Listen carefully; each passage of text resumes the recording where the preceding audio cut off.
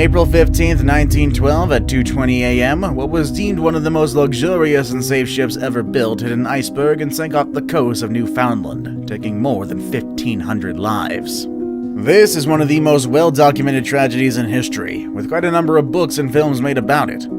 Here are 10 facts about the Titanic. With all that said and done, let's begin, shall we? Number 10. The largest moving object ever built during its time. When the Titanic entered service in 1912, it was the largest ship afloat. At 882 feet 9 inches long and 141 feet high, she must have seemed like a floating city to the occupants. In fact, the Titanic is the largest moving object ever built by man at that time. The New York Post even ran a story on November 27, 1910, asking whether the New York port would be able to dock this massive monster. Today's luxury cruise ships already dwarf the Titanic size-wise, but that's to be expected because of how far engineering has come since then. But during its time, engineers had to develop methods specifically to build a ship that huge. Aside from its massive proportions, the Titanic is also famous for its unmistakable profile, primarily the 4 massive exhaust stacks right on top of the ship. All of us assume that all 4 would serve a function, but that's far from the truth. In fact, only 3 of them serve a purpose. One was added purely for aesthetic purposes. Because of her grandeur, it was felt that the Titanic should have 4 exhaust stacks. Thomas Andrews' efficient original design, however, necessitated only 3. The ship therefore had one that was purely just decorative stack. Number 9. One of 3. Because of her size and the new equipment required to build her, it would have been too expensive to build the Titanic alone. Instead, she was built alongside 2 sister ships, both of which also had eventful lifetimes. Construction of the RMS Olympic began first, and the ship was launched on the 20th of September 1910. For the next 12 months, the fractionally smaller Olympic was the largest liner in the world, until her bigger, more beautiful sister was built. It can be said that the Olympic was the dry run for the Titanic. Less of the attention to detail applied to the aesthetic of the Titanic was used on the Olympic. After the former sank, however, improvements included lifeboats for all, and in October 1912 the installation of a watertight inner skin. The Olympic rescued soldiers from the sinking British battleship Audacious in October of 1914 and served as a troop ship carrying Canadian soldiers to the European front. She was the only one of the 3 to survive more than half a decade. The third and biggest ship, the Britannic, went into production after the Titanic disaster and sank in 1916 after hitting a mine. She had been a British hospital ship, sadly. Number 8. Tragedy from the get-go. The sinking of the Titanic is definitely one of the most tragic maritime disasters in history. However, tragedy seemed to plague her even before her maiden voyage. During the 26-month construction of the Titanic at the Harland and Wolff shipyard in Belfast, 28 serious accidents and 218 minor accidents were recorded.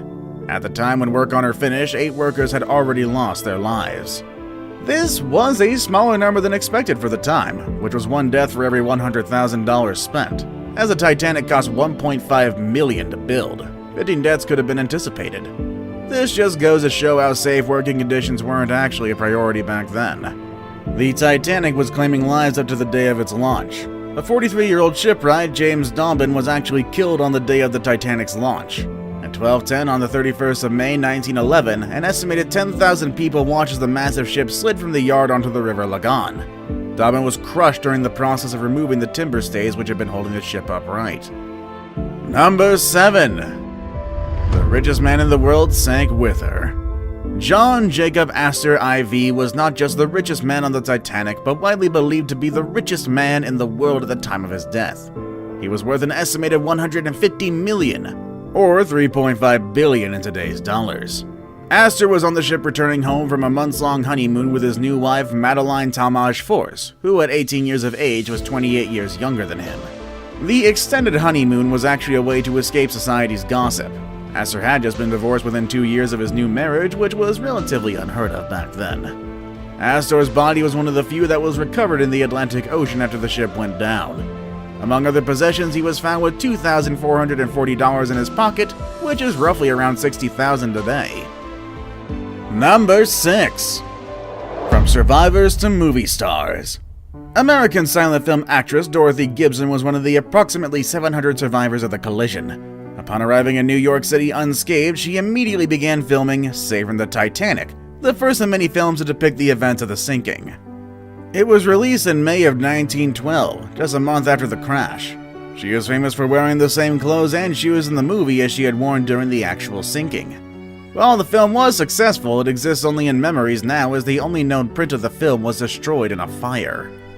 Another survivor, Lawrence Beasley, tried to crash the filming of the 1958 film A Night to Remember because he wanted to symbolically go down with the ship. According to IMDb, Beasley was on the set of A Night to Remember, which is considered the most accurate of all Titanic films. He allegedly tried to jump into the scene depicting the ship sinking in order to symbolically go down with the ship. Legend has it that director Roy Ward Baker refused, as it would have been a union violation and could have halted filming. Beasley was a survivor from the second class and wrote a memoir about his experience entitled The Loss of the SS Titanic. Number 5. Class Division. The Titanic has forever been known to be the most luxurious cruise ship of the time, and with good reason. The interior of the Titanic was modeled after the Ritz Hotel, with first-class cabins finished in the Empire style. Aiming to convey the aura of a floating hotel, it was intended for passengers to forget they were on board a ship and feel as though they were in the hull of a great house on shore. The booziest of the booze, if you know what I'm saying. Well, unless you were riding third class, because then the same couldn't be said. Don't get me wrong, by all accounts, the third class section of the Titanic was miles ahead when it comes to comfort when compared to those of an average ship, but it was still pretty rough. The total number of third-class passengers ranged from 700 to 1,000, and they all had to share 2 bathtubs. Number 4. Dress and drag, or die.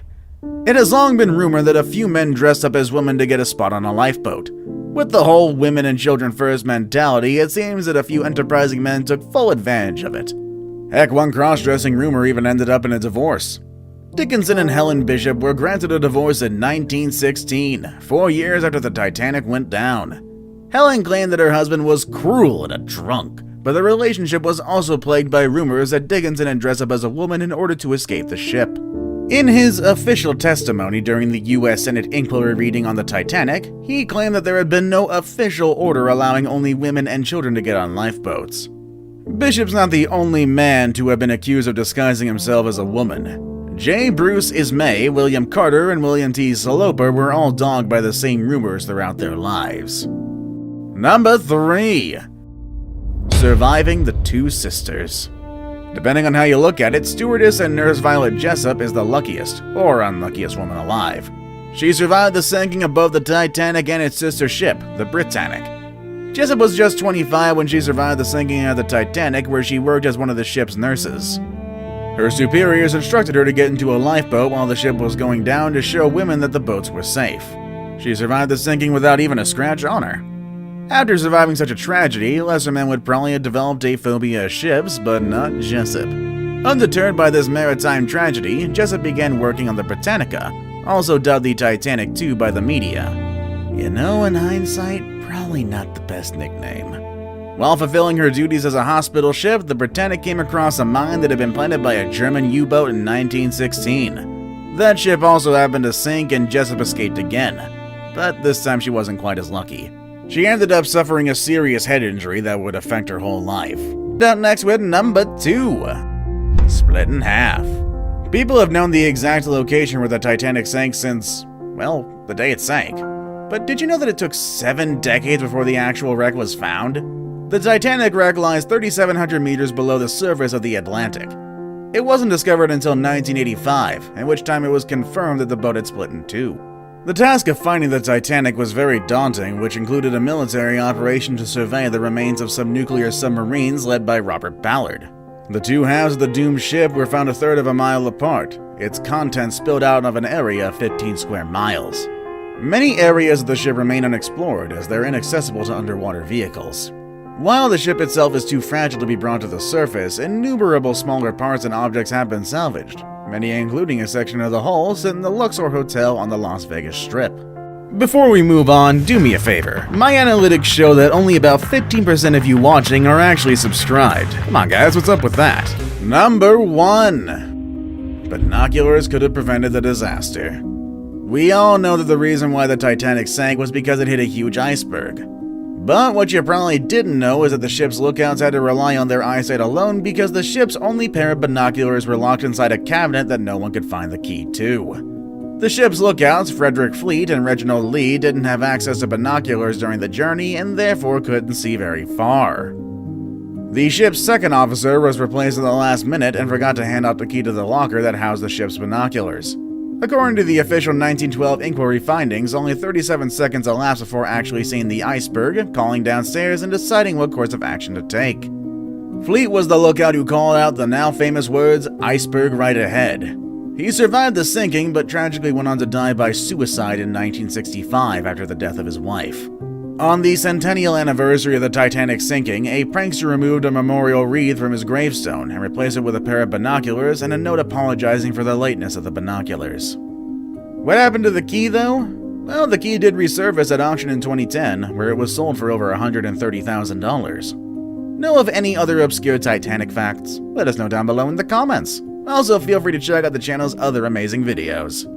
As always, thank you all for watching, and I'll see you all next time. Later, everybody!